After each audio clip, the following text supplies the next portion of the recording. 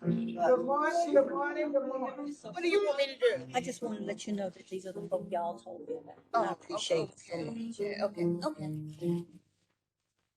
We so much appreciate Thomas Moore being with us and his music to the Tuesday Forum.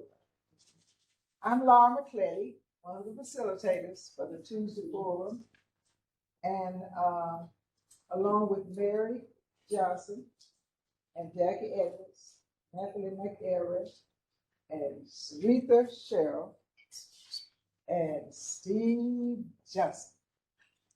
The ones that are not here are Winston Robinson and Colleen Ivy.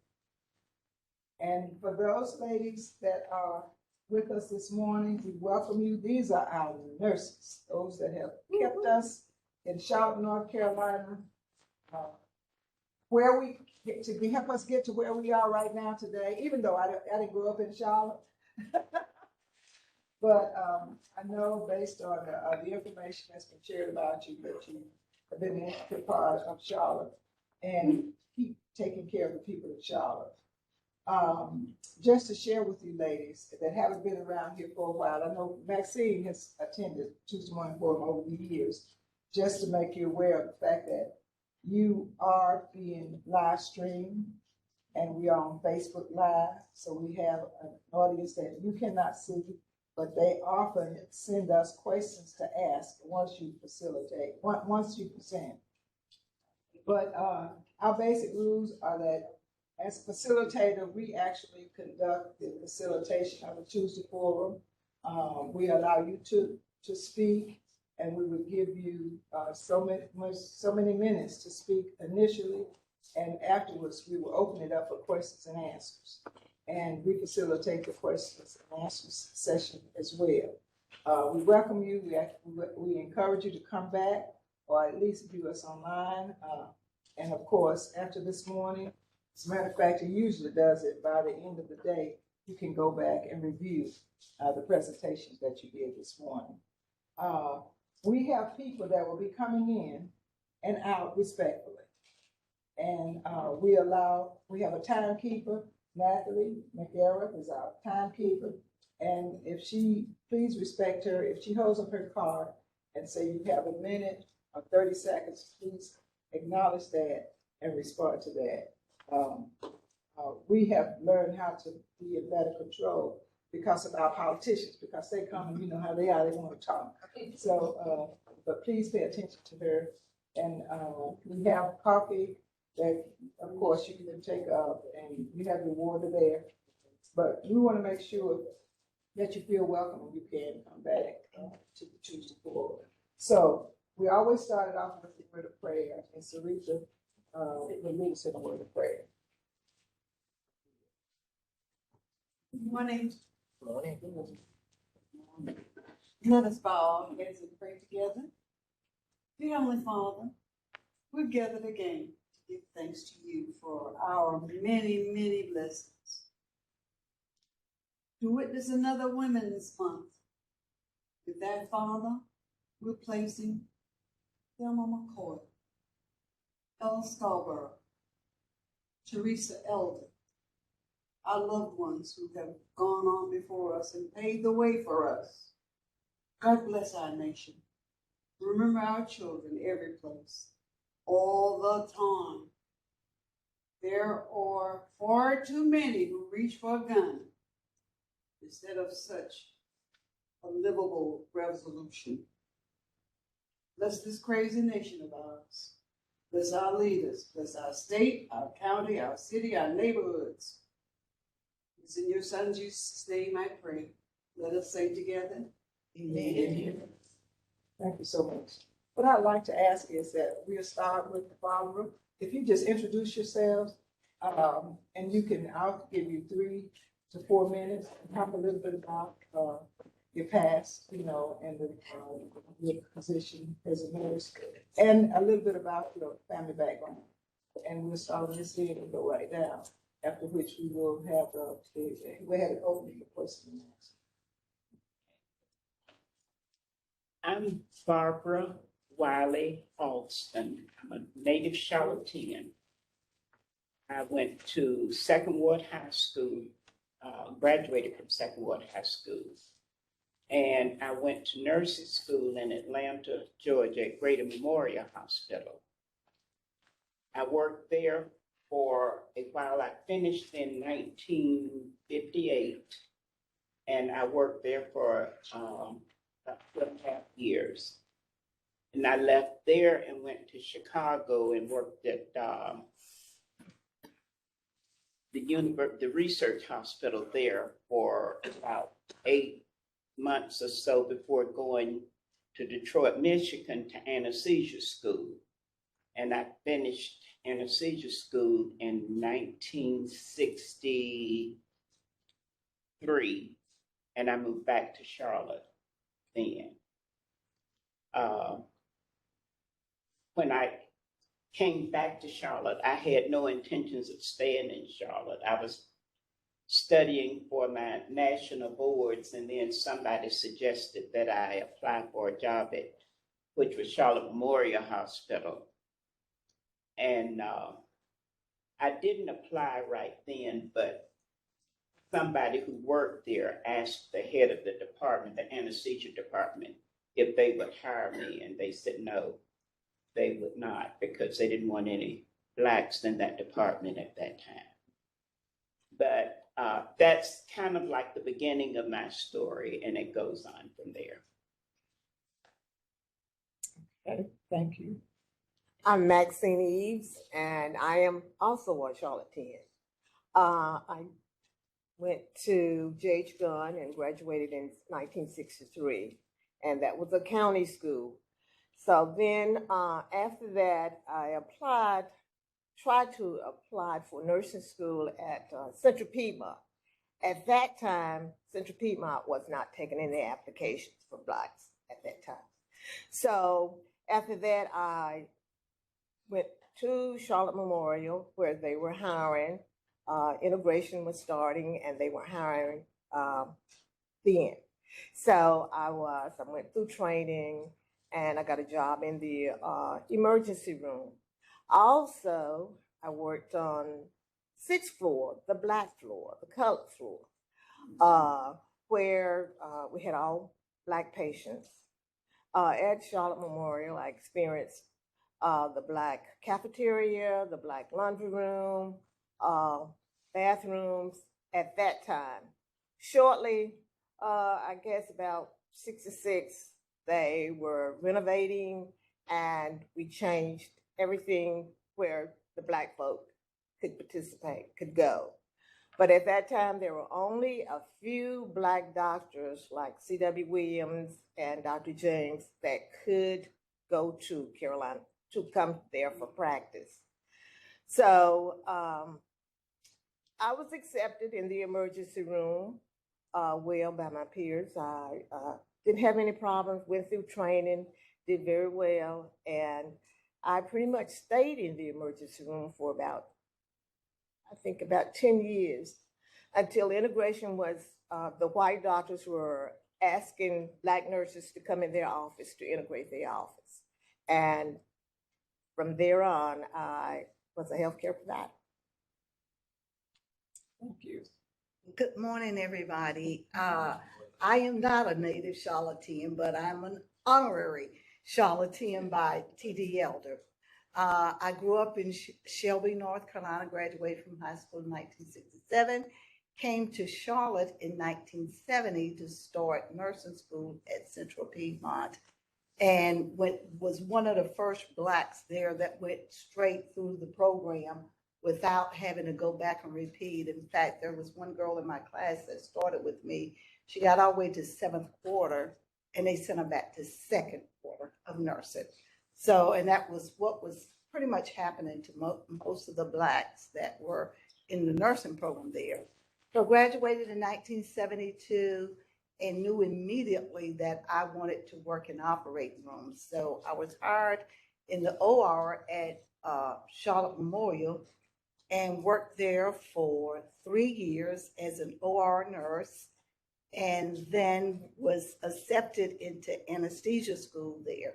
But that was not an easy move to even get into the school. We had to do a couple of legal moves. And at that time, Arthur Griffin was working for legal aid. And so my girlfriend, Pat Irvin, who she and I went through school together, went to Arthur and got us some legal advice and went back to the school to be accepted. And we finally got accepted in 1975 and graduated from there in 1977. And I worked there for about 2 years and then left there to get a little bit more experience and went to Salisbury and worked there for about a year at Rowan. So that's the beginning of my story. And then I came back to Charlotte, and this is where the rich part of my story, working in medicine and anesthesia, began. Good morning, everyone. Morning. I want to thank Vivian, my friend, whom we're both from Cleveland County. Did not know each other until we met in nursing school here in Charlotte. My name is Cynthia Roberts, Bankhead Howard, aka CB. In the medical field, people call me CB. Now, my heritage, thank God I know where I'm from, we know the first slave we came from and all this. In Cleveland County, when you hear the name Roberts, Borders, Howell, Mooney, Briggs, then that's the family heritage where I came from. And my mom, I give her so much credit because as a little girl, she always told us, you can be anything you want to be. You can do anything you want to do. That came from my heritage, my family. We built a lot of things up there, the schools, churches, and all. That's part of my family heritage. So when I was 15 years old, I was able to go to New York, Bronx, to visit my aunt because I wanted to be a model. I wanted to be in Hollywood. So I loved New York, and she'd always say to me, don't be speaking to people, because Southern hospitality, you walk around smiling, speaking. She said you turn your pockets around, they know you're a visitor. So anyway, but I always wanted to go back because I went to Apollo and met some famous people. So that was my dream. I love drama. So anyhow, I didn't really want to be a nurse per se. I just love to help people, and I love people, very active and all that stuff. But the bottom line is, Vivian's mother was a member of the Shelby Negro Women's Club, and my great aunt. So getting ready to go to Hollywood, graduate from high school, my mom like, no, you're not going to New York, because they thought you had to do things you shouldn't do, ethically. So she don't really go nuts. So they were like, you should go ahead and be a nurse, because back then you didn't have many options like the kids do today. So Vivian's, the Negro, they gave me $100 scholarship. So my girlfriend Pat and I were deciding, well, we need to go because we were accepted into college, 4-year college. We were like, we're gonna get us a job and get us some money. Started working in a mill or whatever, and found out, no, we can't do this the rest of our life. Came down here before summer school at Central Piedmont Community College. Got down here, and the counselor said, we're gonna get you in, and got us in school. But I was listening to these ladies because I guess because of the experiences y'all had prior to me coming, we had an easier door to come through. I remember when the lady sat me down and she said, you need to think about doing the LPN program first because it's easier. And I thought about my mom saying, I said, had anybody graduated from the RN program? She said, yes, but it's hard. I thought, well, if they have did it, I can do it too. So I was one of those people, you tell me I can't do something, I'm going to show you I can. So the bottom line is, we were accepted to the program, went to school, graduated from, got our degree, went to Charlotte Memorial Hospital. And I'm just going to be honest with you, I was very disappointed in my first check. I was like, I thought we could make more money than this. So I thought I could do something else. So I started working in the coffee shop at Charlotte Memorial Hospital as the first Black waitress. This lady was working there. She was a white waitress. And I said, what do I do to become a waitress? And she's like, come back here. Took me back to her boss man. And he said, can you work that grill over there? I said, no, sir, I don't want to learn working on a grill. I said, I want to be a waitress. He hired me, told her to train me. She did. I became a waitress. But the hospital, because I was working as an RN, didn't think that looked good to be an RN working in a coffee shop. So they told me I had to quit. Anyway, that's another story. But the bottom line is, there was, like you talked this floor, 3A was the medical floor. I worked there. We had the best medical floor in the hospital. Any CEO from any company, Duke Power, whatever, anybody came in, we were the ones who they're going to send to our floor because they knew they would get the best care. That's what we worked together as a team, and that's what happened. This lady, when home health care started in 1979, and Mecklenburg Home Health, not public health, TD Elder was at public health, but home health, where we did skilled nursing care. And this lady was first the owner of Mecklenburg Home Health, Pat and Jim White. She used to come up to the floor because I was still doing stuff on the side, like selling Avon. I'm trying to make me some extra money. So she would come up there and get Avon for me, whatever. So she said, I want to ask you, she said, would you come work for me? And I said, what would I be doing? She said, come and work for me. Because I was assistant head nurse on 3A, and that was good, but sometimes you were like working really hard, being a leader, and the next day you're working on the floor with the staff.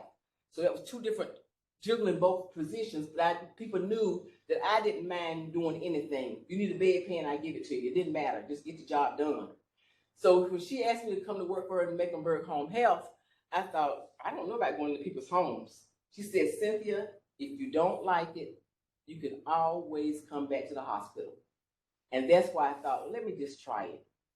And I loved home health. I've been in home health care for 40-some years. I left the hospital, went there, and I tell you what, the lessons and the people I met, you go in to help people sometimes, but they end up helping you. And some of the things that they taught me, now that I'm a senior citizen, I understand. Like people say, you'll understand it by and by. So home health care, and I can go into details about it, but whenever you had surgery or if you had IV infusions for antibiotics, or the goal was to keep you at home and not have repeated hospitalizations. So I'm just excited about that. I met so many people. Yes, I've had several experiences, but overall, it's been good because everyone who worked with me, and if any of you all want to see some of the things accolades, I kind of kept a little books together. You can see everybody knew me by CB, but I was genuine because I love people. So this one patient, I'm gonna let it go. This one man told me something that I never forget. I used to go by and see him every morning to do his wound care. And he would say, Miss Bankhead, let me ask you a question.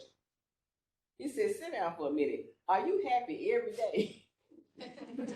I said, well, he said, you feel good every day. I said, I try to. You know, he said, you don't know how important that is. He said, I watched you. When kids graduate from high school, they should ask themselves 2 questions before choosing a career. Number 1, do I like working with people or do I like working with things? He said, take that piece of furniture over there and kick it all day long. It has no feelings. But when people are working with people, you should care about people. He just told me how much he appreciated that. But I can go on and on. I've got so many stories, but I'm going to stop. She didn't put the dome bell on me yet. But, you know, it's just that I have met some good friends. And one thing about it, we've had great conversations. We always agreed. We may not agree. We agreed that we would disagree. But we could talk about it, and they knew that I was going to say what I was going to say. And we just keep on moving. That's the way it was. So I've had a great experience in home health care. And I'll share my letter that I had written out about how I felt in the end. Maybe somebody want me to say that. But I wanted to say that being a home health care nurse is very rewarding. We enter a patient's home environment with the goal of educating regarding the disease process management and providing care that no longer that they didn't say no longer require services. However, there are times when they share experiences or advice that help us as much as we help them. I remember visiting this patient. I was telling you all about the dressing change and everything, but I have had a beautiful experience and journey in nursing, the medical field. I've been into all types of homes. I've learned from which I just put like this. There she goes, that little thing. You know what? I love to talk. Well, You had to come back. Okay. Cynthia, we appreciate your sharing. As a matter of fact, what we talked about, we just had a retreat, and we had some ladies that have been in the media to come to Tuesday Forum, and they hadn't seen each other in a while, and they shared stories that they were surprised about. So we thought about the possibilities of doing something different at Tuesday Forum, because you guys are together. And help me with this, Jackie and Mary and Nathalie. We talked about having a different type of forum, which would allow you all to chat, as Cynthia has just done, and sharing, and which, we might move to a different place. Now, what I would like to do right now is, because the three of you, Vivian and Barbara and Maxine, only said a little bit, is give you an opportunity to share more if you'd like to. I mean, there some interesting stories and some about your careers as a nurse. I'll give you a moment to do that, but then we can open it up for questions and answers if you feel like you want to do that. If you want to say anything more, Barbara, and we can open it up for questions and answers, and then we can open it up like a little chat that we can do some talk, just chat. You have a question? Okay. Let me see if they have it. Barbara, did you want to say anything else before we go into the question? Yes, I will say something else. I think I stopped at the point where I was preparing for my national exam and was asked by someone at Carolina Medical Center if I was interested in working there. At the time, I wasn't. So this person asked the head of the anesthesia department if they would hire me, and they said no, they wouldn't, because they didn't want Blacks there at the time. But then they contacted me and said, well, we will hire you for the recovery room, which is where the patients go after surgery. And I told them that I wouldn't do that. This was before integration took place at Carolina Medical Center. This was the early 60s, like 63 and 64. So then they called me and asked me if I would consider working at Good Samaritan Hospital, which had closed for a lot of patient care, but they had just enough going on there that they were not taking Black patients for surgery at Carolina Medical Center, although it was owned by Carolina Medical Center at the time. And they were in the process of converting it to a chronic disease hospital. So they asked me if I would consider working there until they got the conversion complete, and then they would transfer me to Carolina Medical Center. And I agreed to do it because my money was running short. But I was still looking for a job someplace else. But when I finished school in Detroit, they asked me to stay there. There were a couple of hospitals there that contacted me to stay there.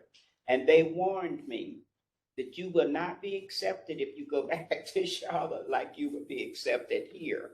And I thought, oh, they don't know what they're talking about. So anyway, I found a job in Maryland, and I was working at Carolina giving anesthesia there. So they wanted a reference. So they called the head of the anesthesia department at Carolina Medical Center to get a reference on me. And when they found out how much they were going to pay me in Maryland and how hard I was going to be working and it was not going to be as hard as it was at Carolina, then they called me in Carolina and said, you do not want to go there. You will be making all of that money sitting on your behind doing nothing. So we want you to come here. But that was during the time when all of the hospitals were notified and said that if every department in your hospital is not integrated by a certain time, all federal money will be withdrawn. So that's why they called me and asked me if I would go to Carolina to work, which I did. And I was the only Black person in the department. And, I think about it a lot, and I wonder if I was being paid as much as the other people were being paid. I don't know that. I still don't know that. But it got to the point where if there was something that the other anesthetists didn't want to do, that's what I had to do. If you're going to stay here, you're going to have to do this. And that went on for a while. And I thought, well, okay, I'm going to stay here until I find somewhere else to go. But I ended up staying there for 20 years and ended up very involved in the anesthesia school program that they had there. As a matter of fact, when Vivian was accepted in the school, I was one of her instructors. And I enjoyed it. It was a big education for me. I learned a lot by doing it. But then I started thinking about retirement. And although I was at the same place working, our employer changed several times. Every time the employer changed, your benefits changed too. Sometimes they were dropped completely. And what I mean by that is a lot of the specialized areas in the hospital were being contracted out by private contractors. So the anesthesia department, along with radiology and some of the labs, were contracted out to specialists. So they wanted that department run specifically by anesthesiologists. They would be responsible for paying the nurse anesthetists and any benefits that they would get. So I worked at the hospital for 12 years before this took place. The 12 years that I had in with the hospital was erased. I got no benefits whatsoever. So we got an anesthesiology group to take over. And I worked for them for 5 years. They didn't renew the hospital didn't renew their contract. So I had to start all over again, and I'll continue. I've run my time out, so I'll continue later. Well, I think my experience was a little bit different from you ladies, because of the Hill-Burton Act. That Right. They had to integrate all the hospitals, and when I went to the emergency room, and took the training there in the emergency room, was a surgical tech. I didn't go back to school to get my RN, but I was sort of a floater, and I could work any part of the hospital that they called me to work. And the only place I did not work is in the OR, but I had experience in other places. And I was at Charlotte Memorial for 10 years. And I left there and went into private practice with Dr. Boland and Trathon. They were OBGYNs and they wanted to integrate their office. And I went there and I worked there for a while. But in the emergency room, it was drama. It was a lot. I mean, you when you go and you're with the doctors And my favorite was OBGYN, and I stayed in that section all the time. But we had the peds, we had general practice, we had drama. We took all sorts of courses of how to treat people, how to treat drama when it came in, automobile accident, heart attack, children. They taught us there. Although Charlotte Memorial was a teaching school, and the first of the year, the 1st of July, we got the new interns and the residents, and that was exciting because we all learned together. And when you got closer to the doctors, they taught you a whole lot, even suturing. I mean, if you were really interested, I mean, we took care of our patients. I would have maybe 20 charts following the doctors on Saturday when Pete Court was happy over there with shooting and everything. But that's when we were changing, moving and living in Charlotte. I mean, we could go wherever you could afford to go. And Piedmont Court was changing from white to black. And we had a lot of drama there. But we took care of the patients. If we had 100 patients on Saturday afternoon or whatever, you are tired when you leave there. And what we did, we were assigned to each area. Your patients came in, you take your patients, you call the doctors if they had. At that time, we didn't have an emergency room doctor. We had to call their private doctors to come in to see them. And as soon as they did, either they went upstairs, we took them to the OR or wherever they needed to go. And sometimes it did take some while. Then the exciting thing was when Francis Robichek came, Dr. Francis Robichek came to Charlotte. That was a big thing. Bringing all the patients from Czechoslovakia. That was a hard time because we had to talk with them and whatever they needed. We just knew English and not them. So, but we made it through there. And if you brought a patient in and he was having a heart attack or whatever, Dr. Robichek, he would open you up right there. We had a big room 20. That was where we had all of our big trauma there. Where Presbyterian wasn't taking Black patients, Mercy was taking OBGYN, OB patients. And what my mom told me, we had doctors, Black doctors that could not go to Carolina Medical when I was born, but they went to have their prenatal care at the health department, and then they delivered at Good Samaritan. So that's what we did, or either there was a midwife. A lot of patients my age was born at home. We were busy, but we all worked together.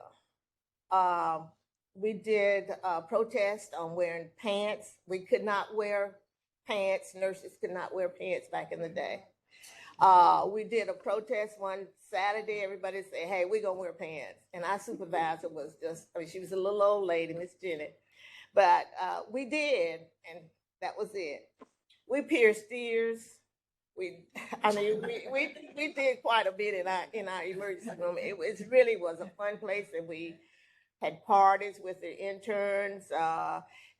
Integration was we were accepting people and knowing that we were the same. So with my husband and I, we would always, we were invited to the dormitories where we had parties. And that's where we did that. But like I said, it was a learning experience for me. My first test was an EWAL tube.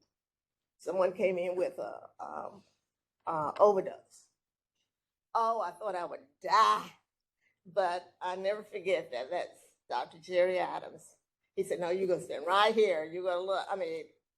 That's a tube about that big. And you put it down and you have to pump it, everything out. And so things have changed now. I'm sure, because I haven't been there for a long time. I left there and went with Dr. Trayson in Bolden. And that was the OBGYN area. And we delivered babies. I met a lot of people. And that was a private office. I stayed there for a while. Then I started having my children, and I left there and went to I worked for Dr. Chambers and Wallace. And I retired 17 years with Dr. Wallace. So. They are just bringing back so many memories now, and I get so tickled about it because, like she was saying, during that era, nurses had to wear white. We had to wear white uniforms, white stockings, white nursing shoes, and a cap. And so you knew who a nurse was according to her cap, because her cap represented her school. So we had at Central Piedmont, we looked like the Flying Nun. Everybody was laughing at us. And you had to actually starch those caps. And so, and they had to be right. And I can remember that in nursing school, we had to, when the doctors came in, you had to stand up. Wow. And if they wanted that seat, and like Maxine was talking about, falling in behind them with the charts and everything. So when as a student, you went through all of the different disciplines in nursing. So when I had to go to the operating room, I knew immediately that that's where I wanted to work, because I loved the blood and the guts and all the excitement that was going on there. And then I knew that working on the floor, I was going to have to deal with the doctors, the patients, and the family. So I'm like, no, I'm going to work in the OR. And in the OR, you had to come to work in your uniform, be out in this circle, and we had this supervisor, Miss Solomon, and she would come and inspect you and make sure that you were, and then you had to go change clothes, because then you would have to go change into your OR gear, and you could not, I see people out in scrubs now, I'm like, back in the day, you would not do that. Even to go to lunch, or a 30-minute lunch, you had to switch out of your scrubs back into your uniform, and you had 30 minutes to do that. But I really enjoyed working in the OR and got to see some of everything from open heart surgery to brain surgery, some of everything, and then Maxine talked about the trauma room. Room 20 was the trauma room. So in anesthesia or the OR, we got all those people working in the OR. You did not want the full moon. Full moon, it was either the knife and gun club or babies. So you were going to work, and during that time, we were on call. So you worked. I mean, you were either on 16-hour call or 24-hour call. And I can remember there were days that you worked 24 out of 24 hours. And she talked about Dr. Robichek. And so when you were on call, and after 3 o'clock, everything was supposed to be strictly emergency. But some of the doctors that had the powerhouses, they would do whatever they wanted to do. So I remember one night, Dr. Robichek had called up and wanted to do a bronch. And I'm like, that is not an emergency. So I reported him to Miss Solomon the next morning, because we had to give a report the next morning. Boy, he came looking for me. I mean, all over the operating room, avoiding him. But I can remember that when going into anesthesia school, as B was saying, there had not been very many Black CRNAs or students to go through the nursing school at Charlotte Memorial, and not very many of them, once they did graduate, had the opportunity to stay on staff there.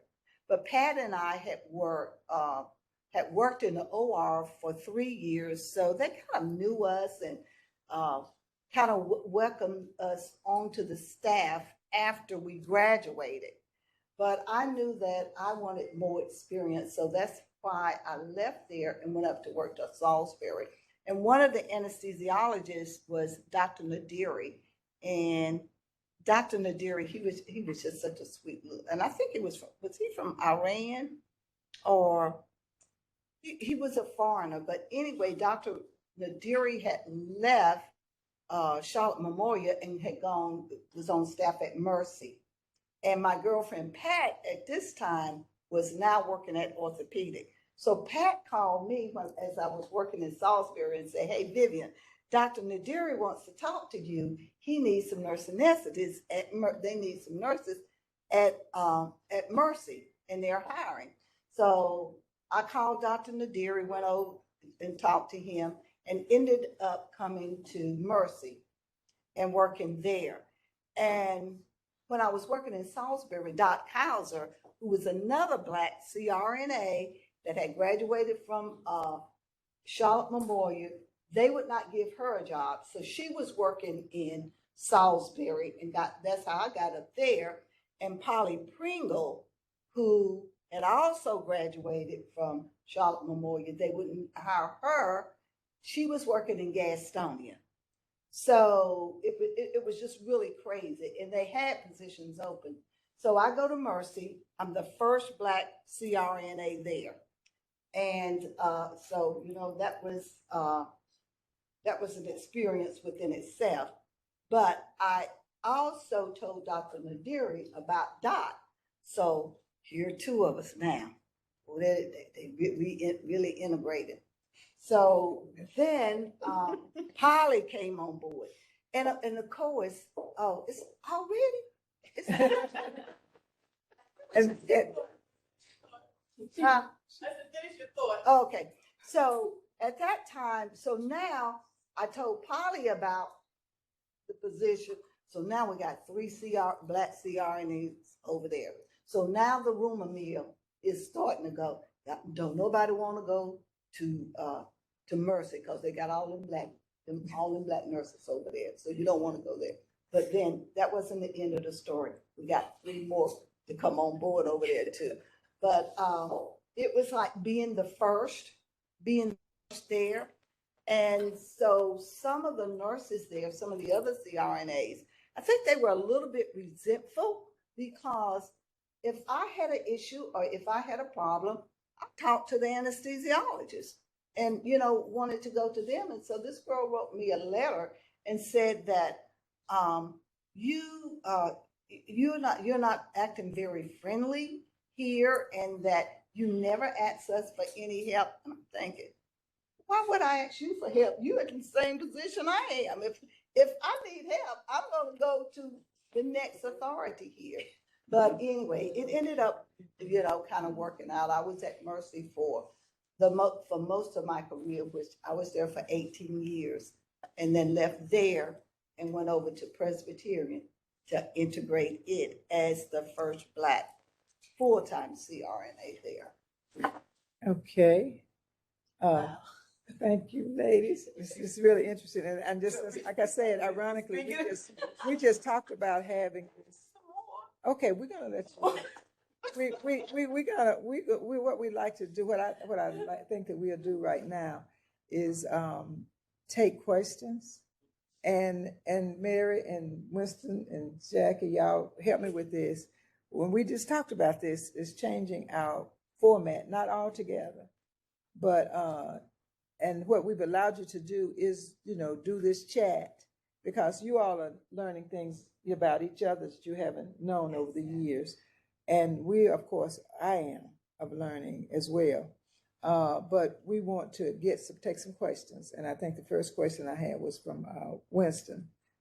I can see too. Okay, I okay. I just saw you. I saw you. No, I appreciate it. Okay. Legacy. Okay. Okay, Ken, go ahead. I didn't anticipate this morning because all 4 of these ladies, I have history. Yeah. Great history. Maxine, you may have been involved in the birth of one of my kids. You were with Wallace. Yeah. Chambers did the first one. Wallace did the second. Barbara, aren't we members at First Baptist?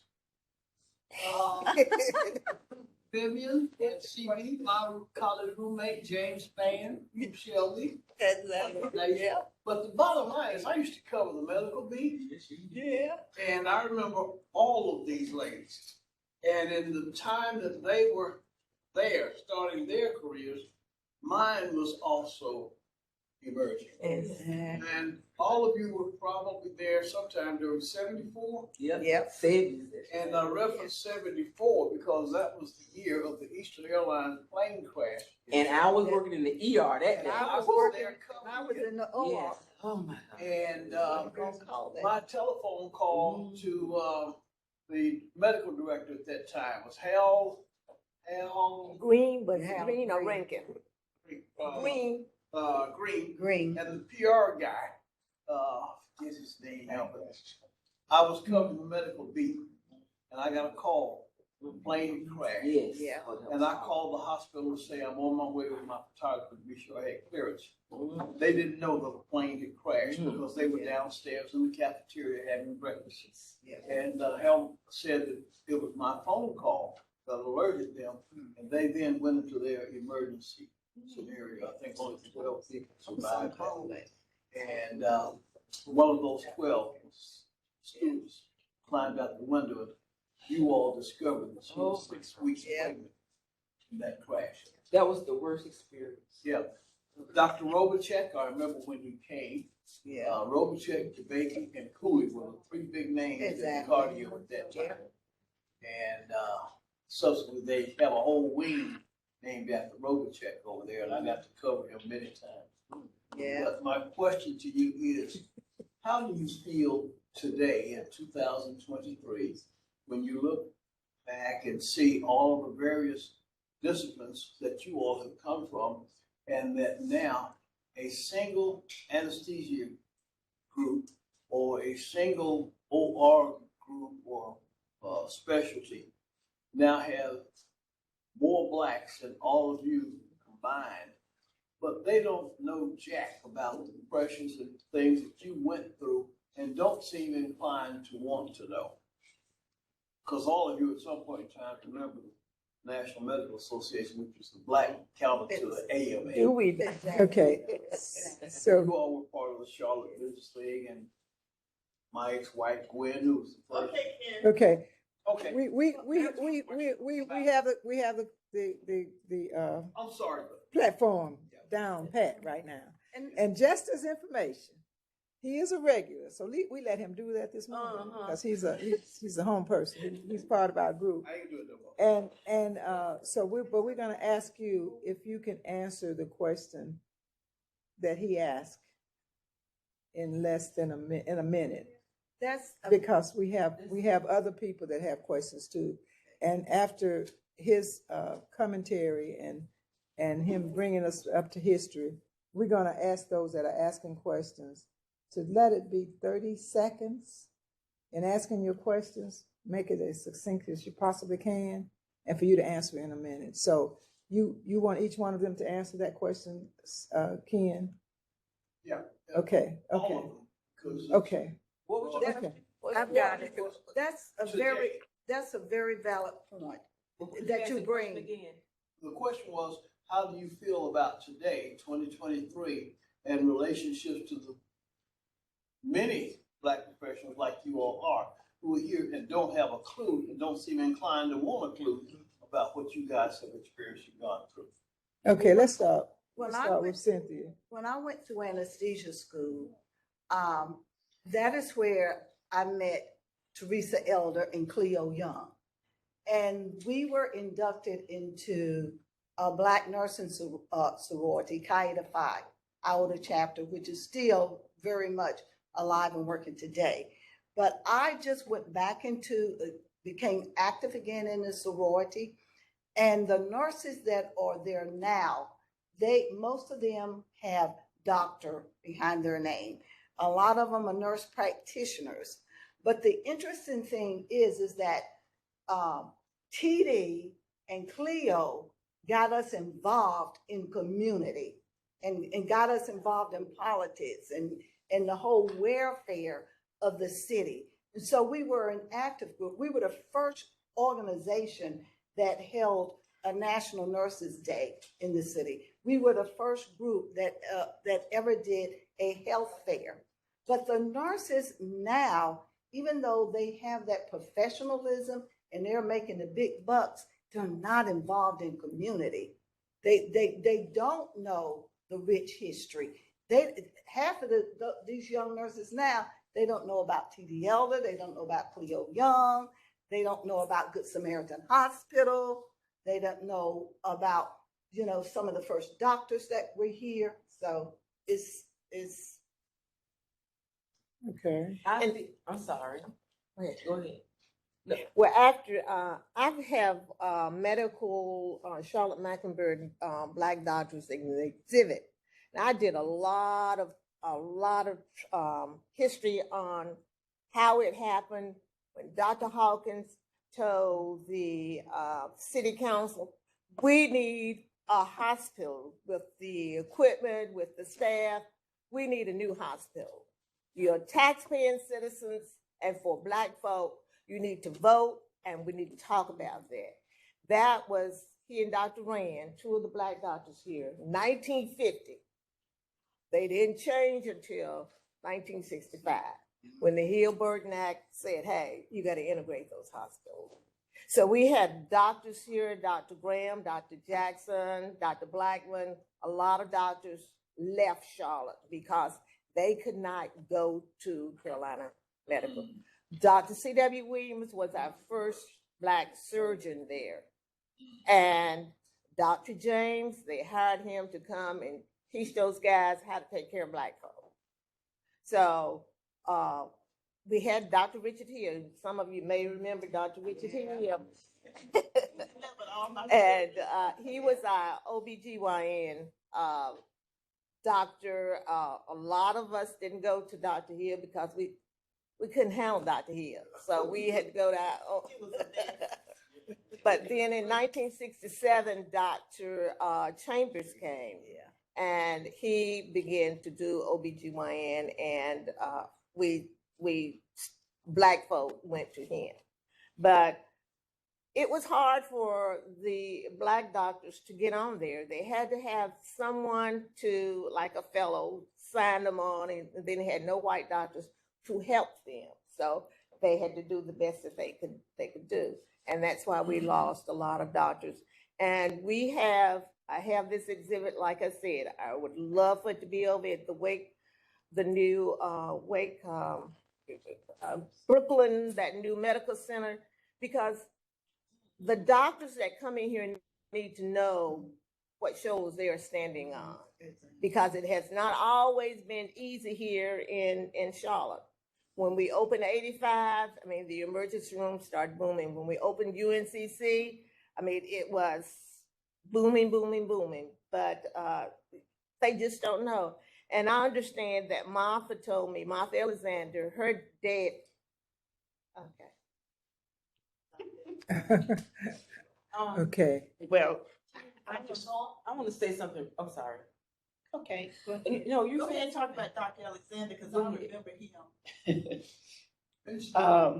I just, in reference to Ken's question, I was the first Black nurse anesthetist in the area. When I say the area, not just in Charlotte, but apparently a pretty wide area, because when that Hill-Burton Act came about, there were people who called me from as far as Duke Hospital wanting to know if I would come there to work.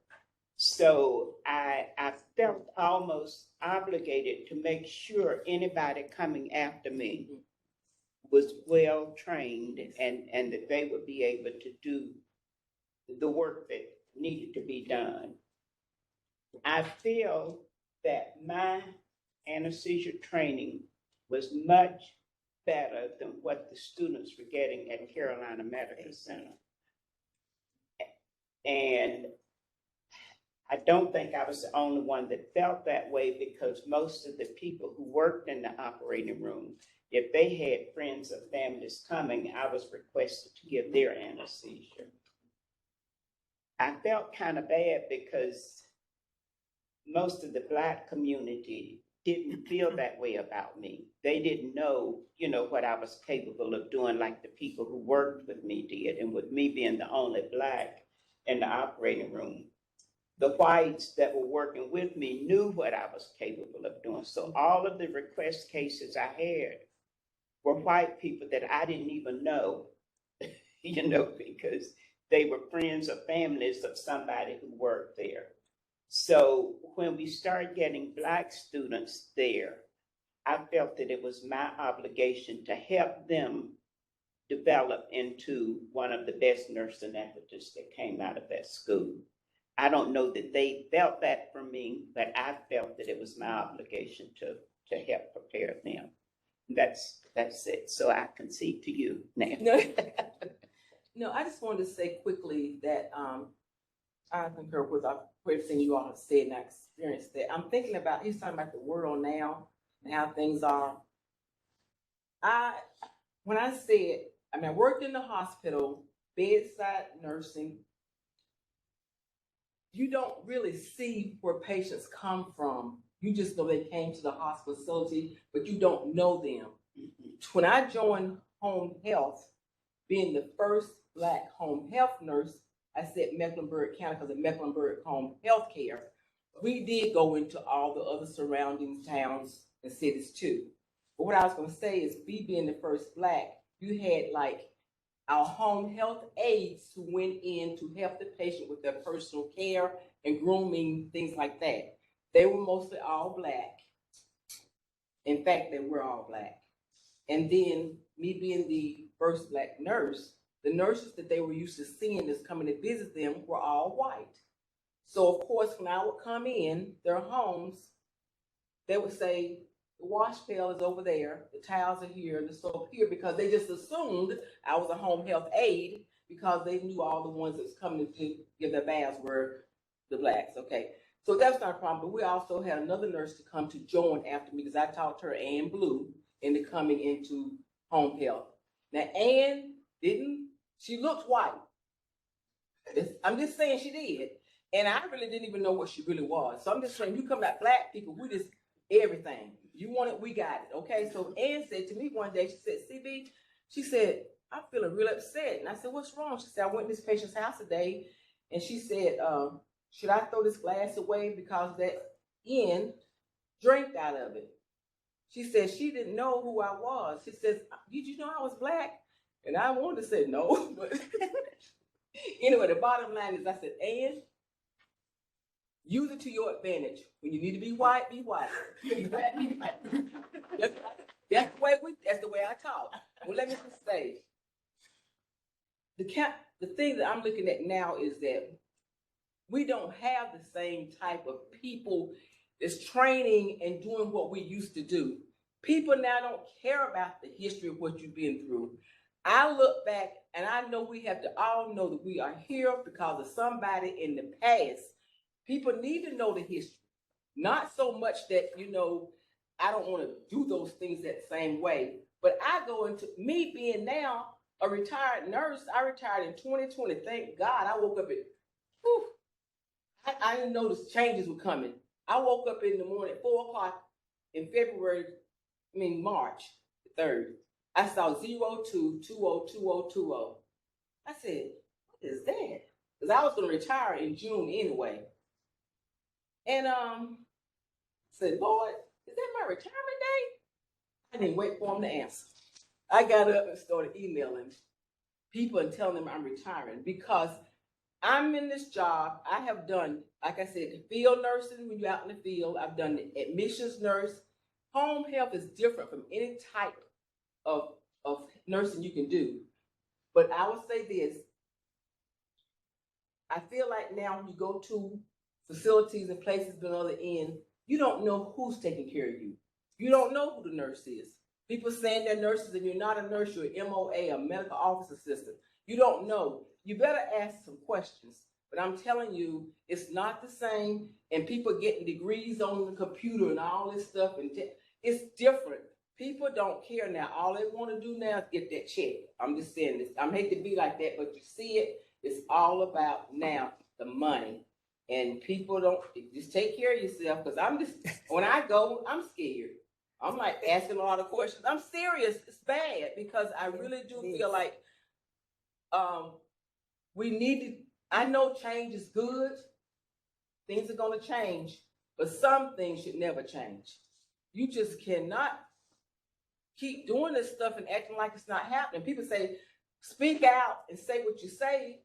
But if you say what you're going to say and it's the truth, you don't want to hear it. You want me to conform to the way you want me to act and do. And you playing your role. That's all it is, playing your role. I tell you the truth. I'm writing my book because y'all ain't giving me enough time. Read my book. Winston, you have a question. So this isn't my question, but I think it's important for the video feed for everybody like me, kind of struggling to keep up with some of the healthcare terminology. Can you elaborate quickly on what a block is for Dr. Robichek and why that's not a priority? Well, what? You said Dr. A Robichek. bronc. A blunt? A bronc. A bronc. No, not a blunt. Oh, okay.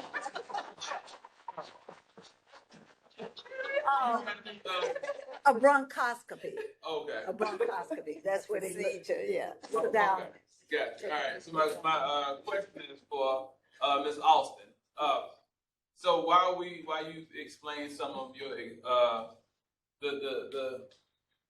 the things you've done in healthcare as far as desegregating and some of the experience you've lived, however, I am interested in how you felt, what it felt like going through those things, as if you could share some of the experiences, challenges that you endured, and the way you felt going through them. Did you know it was wrong? Did you feel like it was just the time, or like what were your feelings going through? Well, at the time, I was going to take advantage of what was offered to me, because I was thinking in my mind that I am preparing to do something better at another time. And I just, like I say, I had no plans to stay here in Charlotte. I was looking for another place to go. I ended up staying here because I got married and had a family, and it was just easier to stay here. But there were a lot of times when I was uncomfortable. I can't say that I was accepted by all of my coworkers. There were a couple who accepted me.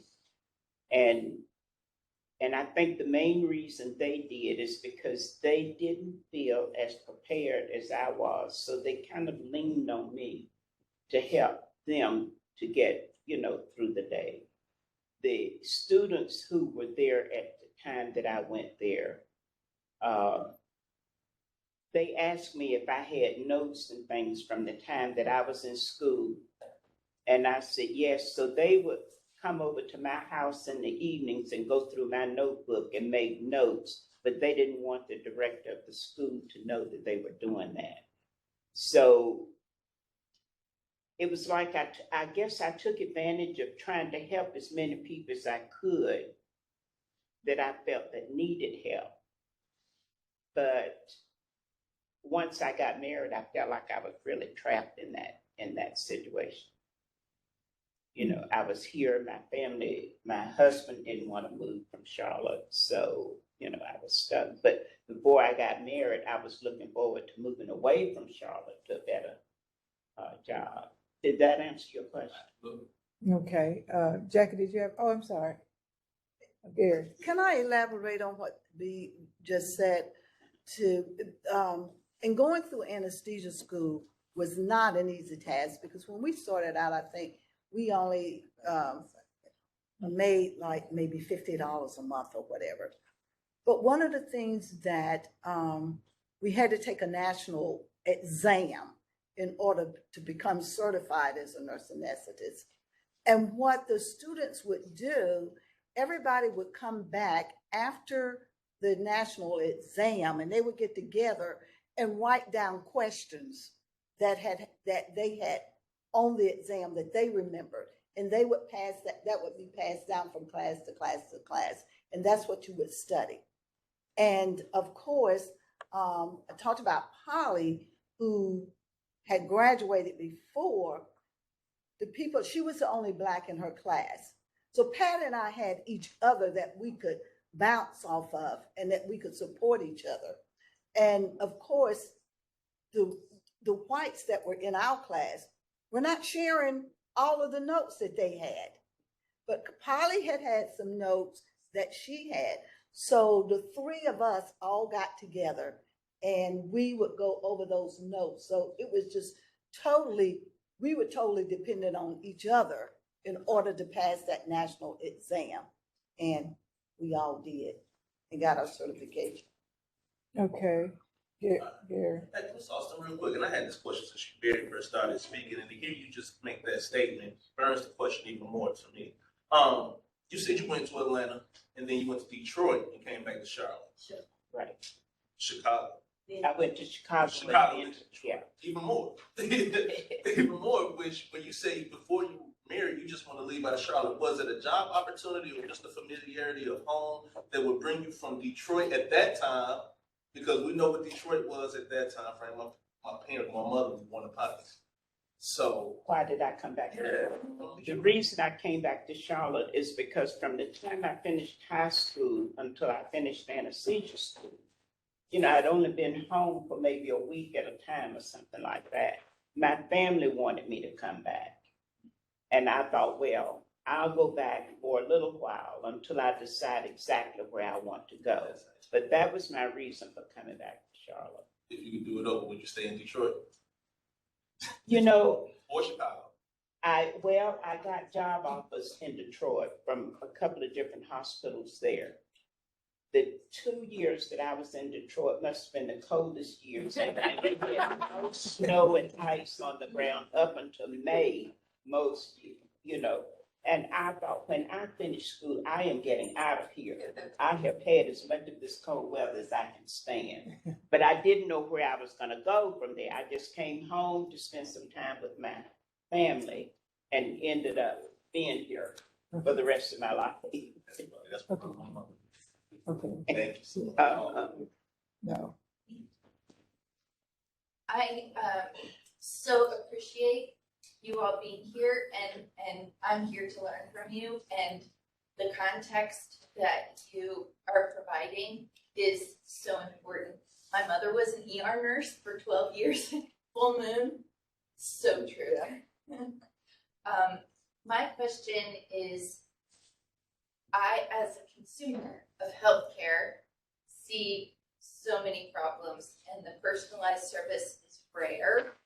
Is there something that you can say that would help us get back, is what I'm hearing, back to the personal service and care that we're missing right now? Speak up. Yeah. Speak up. Ask questions. Just like the young guy just told Vivian what the words you were using. We use so many medical terms with people that are lay. They don't understand what we're talking about. That's why I love home health, because most of the patients that we would see came out of the hospital, discharged from skilled nurse facilities or whatever. They came out with these medications. You have generic names, you got trade names like Lasix and furosemide. It's the same medication. These patients are out here taking these double doses and they don't know. Okay, you falling, you getting fainted, you sit. And then the doctors then order physical therapy. They don't need physical therapy. They need to get off on some of these medications. Exactly. I'm just saying that we go and people sometimes can't have a hearing impairment. You thought you heard one thing, take somebody with you. If you had surgery, please, I treat people like it's my family. When I go get my oil change at my car, anything, I say, so, young man, you love your mama? He said, yes. I say, well, pretend I'm her right now. I want the same service you give your mom. Because people will do what you allow. Everybody say you're nursing a medical field. That's a calling. It's a calling for some people. But some people didn't come in it for that reason, for the same reasons. So I just have to play your role. I smile. I don't always tell people, because I'm just watching. It's service. It's so true when that man said to me about, people have feelings. But when we go into homes, we go to some of the rich homes. I've learned a lot. You talk about understanding people. Go and see different people. My husband said we go on cruise. He'll say, you talk to everybody. It's a heart connection. I can't teach you how to treat people. So it's like, people have, every life has a story. Every heart has a dream. Every mind holds a secret, but only God knows everything. So what I'm saying is, we don't know people's stories. And I talk a lot, but I know now, I say, Lord, keep your arms around my shoulders and your hand over my mouth. Because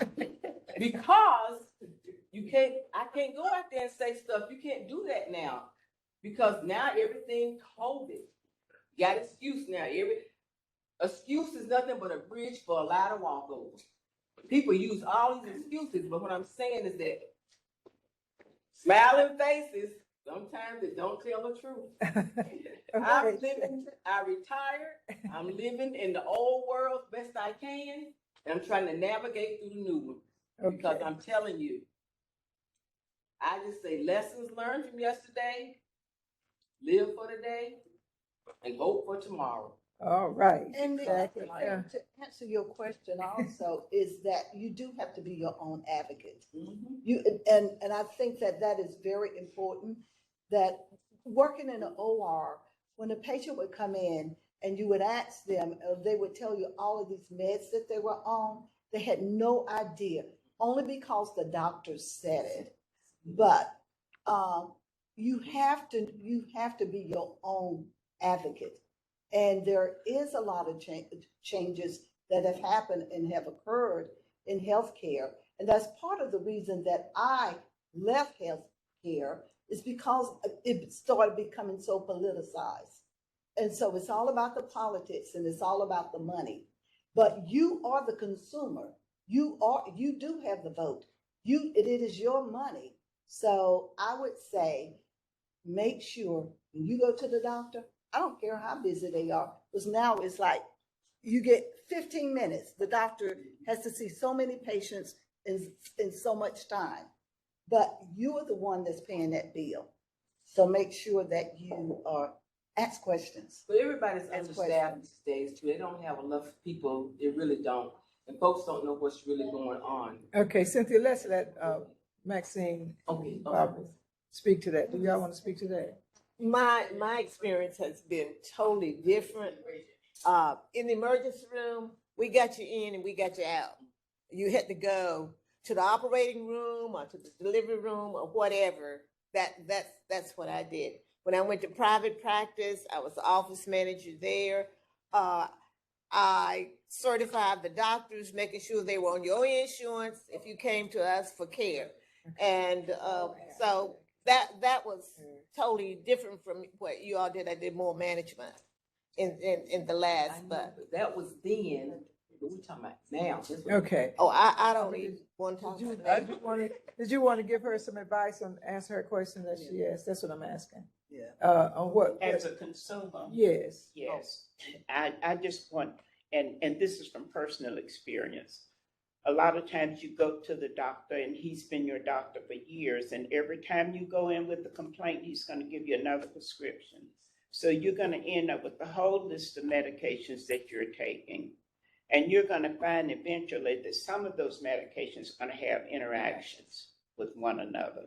So you have to go through your medicines yourself and decide and look them up to see what the actions of them are, what the interactions are, and if they're interacting with foods that you're eating. I've had that experience myself. And the older you get, the more medicines you're on. I mean, that just get longer and longer. And you, at some point, will become allergic to some of those medicines that you're on. So, as they were saying, you have to be your own advocate. And if you're not sure, then let somebody else know what you're taking, and if they know of any reactions that you would be getting from them. Okay. And don't be afraid to disagree with the doctor. Exactly. Because it is your health care and you know your body. Nobody knows your body like you do. And me and my doctors, we go back and forth. Yeah. And if mine it's something too. that I do not feel that is in my best care interest, I'm like, hey, can we do something else with this? Yeah. Because Okay. just with my eyes Mhm. recently. Okay, I have 3 burning questions that we've got to get from this. Go ahead. So please, Jackie and Carlenia, and then Michelle. Oh, they still got- 30 seconds. Vivian and Maxine, I want to thank you for pulling together this program today. You've been phenomenal. And I want to mention that my Aunt Reese works for Dr. Robichette. Yeah. Reese Tillman. And Vivian, the question for you is, can you talk a little bit about the collaboration between the sorority and the business and women's professionals, and how all of that kind of work together and the folk involved? Oh, wow. So, of course, TD was the wedge with all of that. So Chi Eta Phi was started in 1932. And in fact, we're having our National Boule here in July. And our older chapter will be celebrating their 75th anniversary here in Charlotte. And Cleo Young, who was actually the first public health nurse in Charlotte, because she did the babies and taught moms, but she was a charter member of that sorority. So a lot of the members of our older chapter were also part of NANBPW, the Negro Business and Professional Women's Club. And we did a lot of collaborative things together because it was all about women's health.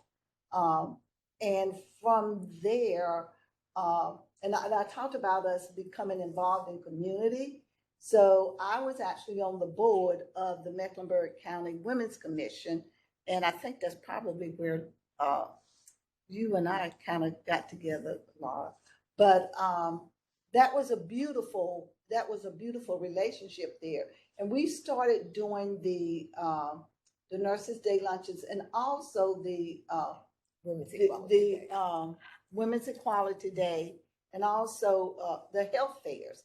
So Chi Eta Phi and the Black Doctors Association would collaborate together and put on these health fairs in the community, and then everybody else started getting wind of that. And I can remember we had one really huge one at the House of Prayer.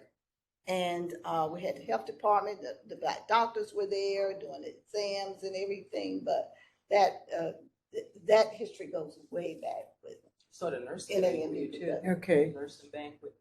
Yes. Okay, Carlenia. I too want to say thank you. This has been very, very informative, and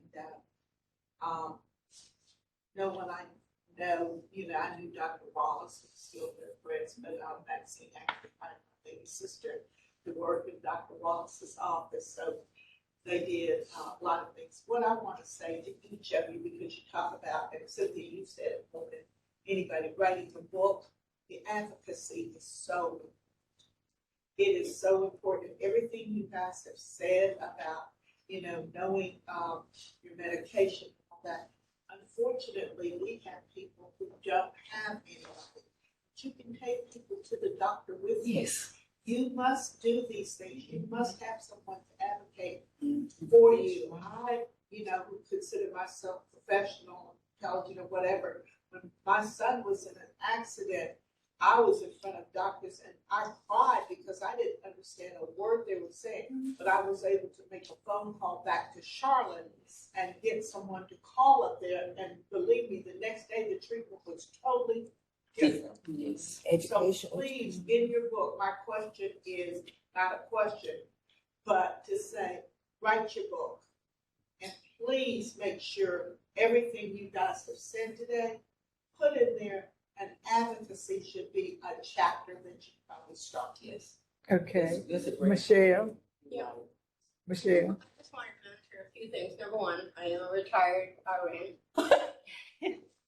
Also, if you're not technology savvy, makes it very, very difficult to get around, the healthcare system. Yes. Also, insurance is way too involved. Yes, yes, exactly. If you have a patient, family member, friend in the hospital, one way to be an advocate is to go to the front desk, go to your charge nurse, or ask for the charge nurse and say, excuse me, when did you last make rounds? Because I'm looking for an update on so-and-so. Rounds? We could make rounds now or go check on your friend. You know what she said? Y'all listen to what she just said, and she's right, and you are too, about the fact that I'm not getting paid now for doing. You know what I think about that? I said, Lord, I'm doing what you do. As I'm passing through, I'm gonna help somebody along the way. But I do go to doctors. My mom would not be here today. My dad would not have been here as long as he has, and even friends, because you have to have somebody. It doesn't matter. Take somebody with you. You just had surgery, a colonoscopy, whatever it is. Take somebody, because you under anesthesia, there's medications, and you don't hear what people are saying. And plus, they talking so fast, like I'm doing right now, trying to beat that clock. But it's like I'm just saying, people. We're talking so fast, we need to slow down. And sometimes, like I said, people don't want to tell you that they have a hearing problem, or they heard something, they thought they heard what you said, and that's not what you really said. So she's telling the truth about things have changed, the insurance company's gotten involved. And it's just, to me, the thing, like I said earlier, is the thing that gets me, I really love, because I've been in sales and marketing and all that stuff in business, all that part too, that's separate from the health part. But to love something and care about it so deeply. And then what happened to me was I didn't see the changes coming. On my job, I was the intake clinical referral nurse. I had to check off once the referral was taken. I had to check off and say, this, go ahead and process it. But there are people in front of me had things they had to do. And I'm seeing them on their cell phones watching movies and talking and going outside. So when you don't do your job, you stop me from doing mine. Okay. So I knew of something. I said, must be getting old, because one person said, okay, here comes CB. And I said, you know what? You're right. You don't want to see me, get it right the first time. And you don't have to worry about me. Okay, I knew something was wrong when they said Miss CB. we got a question from Ken, and then from Thomas, and then we're going to end it. Go ahead, Ken.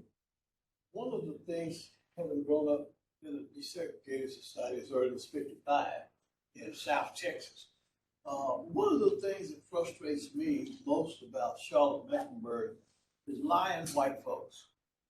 And what I mean by lying white folks, who will tell you, oh, I don't see color. That's the big one right there. I've never been racist, or I've never been anti-black.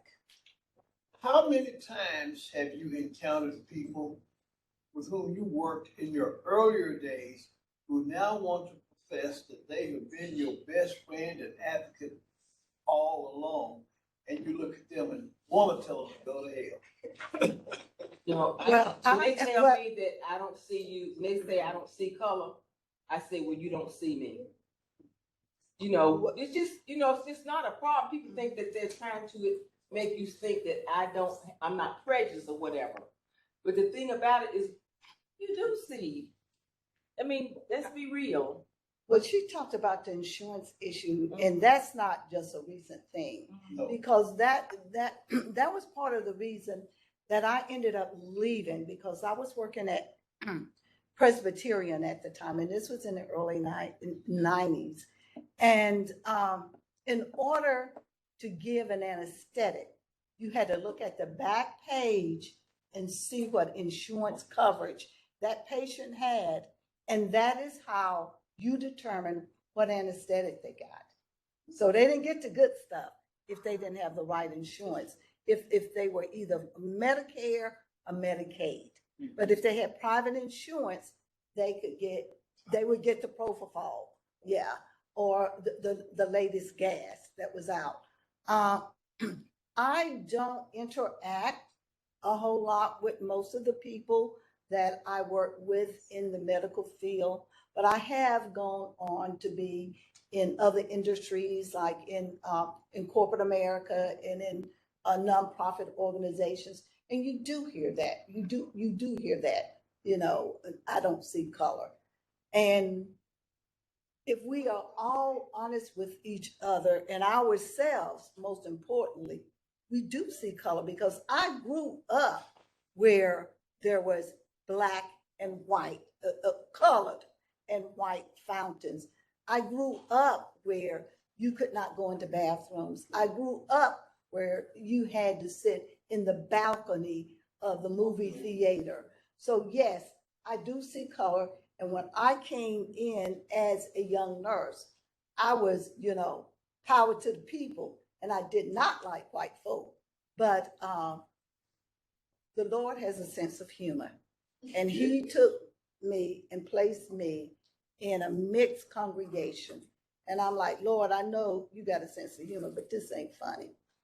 So He says, so if you can't live with people here, what do you think it's going to be like in heaven?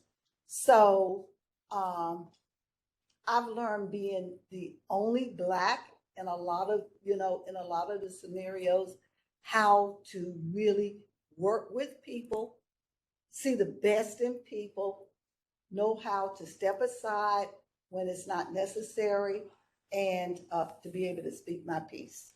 Okay, did you want to say something, Maxine? You know, I have been on a lot of boards, been in a lot of places, and I just ask for your respect. You respect me, I will respect you. And that's how I've gotten through a lot of things.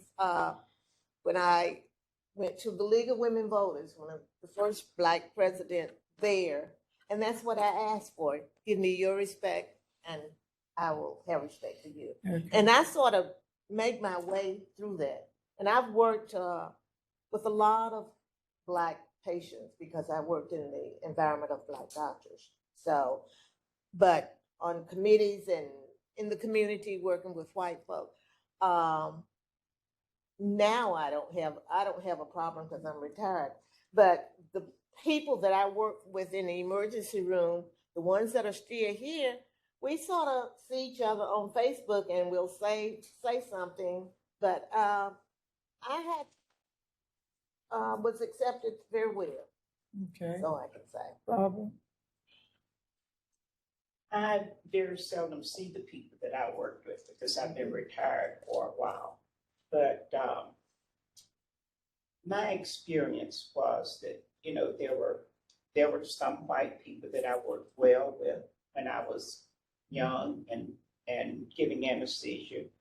And then later, as there became more Blacks in the profession, there were some Blacks in that area that I didn't work well with.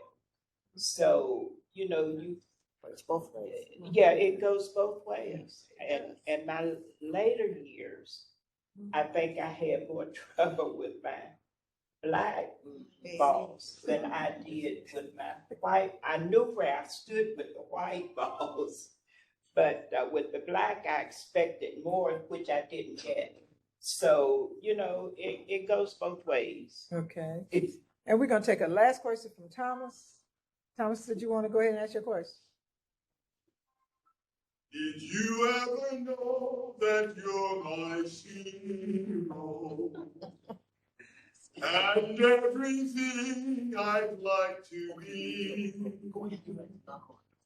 I can fly higher than an eagle. Says you are the wind beneath my eyes. Thank you. Let's give them a round of applause. Thank you. Yeah.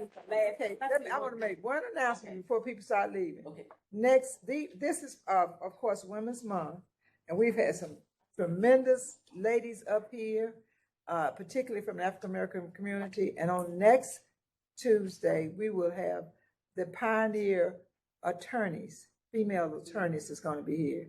So we've had a variety of outstanding, including you guys, and we really do appreciate you. So One quick word, Cynthia, I know you wanna. Go ahead. Not gonna be quick. But I do want to announce that I do have a podcast that is called Realign Your Life with Vivian Smith Richardson. So I will invite you to listen to that podcast. It is on Apple and also on Spotify. Okay, go ahead, Cynthia. What's your name, Cynthia? I knew that I better get it. We are supposed to get out of here at 10 o'clock, so go ahead, Cynthia. Let me just say this. I got to keep y'all. This, if y'all want to see my brag book or whatever, the nurses in home health care, we have a tight knit. We stay together. We have lunches together. We go to we just do a lot together. But I want to say, Pat Grayson. This is one white lady. They called her salt and pepper at the job. And I really always remember Pat. Pat's gone to glory now. But they had two intake nurses, and Pat and I worked together. Now I was gonna say, we agreed, we disagreed at times, because she was a Republican, I'm Democrat. So we'd always do our, but we never did get upset. We did a lot of things together. I love her because the office, the managers came in and the director said, we just want to have continuity of care. And what it was, both of us were outspoken because we were doing things the way it's supposed to be done and everything. They said, we got to get rid of one of y'all. We got to have one person to be for continuity care. So Pat and I said, we're going to go to breakfast and we'll be back. So when I was at breakfast, Pat said, I thought they were going to let me go and then keep Pat. And Pat was thinking the same thing. So we decided, okay, why don't you work 1 week and I work 1 week. They still got continuity. But we did it together, and I'm telling you the truth. We went back and told them, and so we still won because we got what we wanted. And I'm just saying that I just carry this book around because there's a lot of things in here people said about me that they wrote or whatever. And I just think about all of my retirement notes, but I don't have a problem. I tell people all the time, you can go up down the street with all different colors of houses or doors on the outside, but it's not what's on the outside of the campus, what's on the inside. And that's all I wanted to say. Thank you so much. I want to say one thing, add to mine. I was more political, and we had to integrate here in Charlotte with Dr. Hawkins, and I worked with him. But I want to say that we couldn't do it by ourselves, doctors.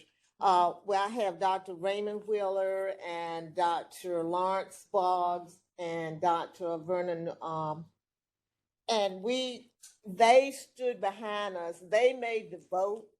Somebody seconded, somebody passed it, and that's how the Black doctors got on with Charlotte Mecklenburg Medical Society. And so those guys, we didn't do it by ourselves. I mean, it was a struggle, and they stood up for us, and they were really community leaders all the way. Dr. Raymond started, Wheeler started the food, Medicaid for poor people, for Blacks, and Dr. Lawrence Boggs. T.E. English was the pediatrician where we had Podio here in Charlotte. He saw Black patients, and so there were doctors that went to Good Samaritan and said, hey, you got to do something about that. And one of them said, hey, they dying like flies over there, so you need to tear it down or what? But we had some people from the community to help us go through this challenge. Yeah. And ladies, you all do know that this has been live streamed and it is on our website, and you can go back to Sarah Stevenson's website and review what you shared here this morning and share with your family members and friends and direct them to our website. But once again, we appreciate your comment. This has been very, very good for us. And thank you for your service. And I just have to say, with Vivian and Maxine, they are very political too as well. Maxine even has a street named after her. She has been real involved with that big, beautiful, wonderful Park and Rec Community Center over there off of Eastway Drive. She had a lot to do with that. Maxine has been working real hard in the community, and Vivian as well. So they have been nurses taking care of us, and they've been behind the political scene as well. So thank you all again. We appreciate you coming. If you don't feel like getting up, like Maxine said, we get you up too early, we're gonna be here. We've been here for Miss Sarah Stevenson's forum for over 40 years, and we invite you to come back, be a part of our group. So thank you all so much. Share.